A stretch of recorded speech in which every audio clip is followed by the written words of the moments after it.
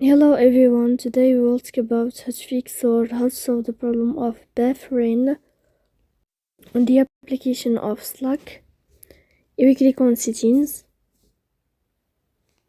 in this page you can click on apps, default apps, app settings.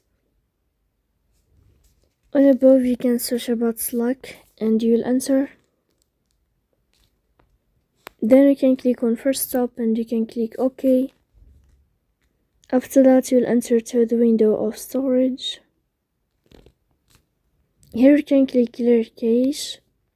Don't click clear data because that can cause you errors or can delete your account. In the end you can turn off your phone and you can turn on your phone again, so please don't forget to support us by like and subscribe. See you next time in another video, and thank you for your attention.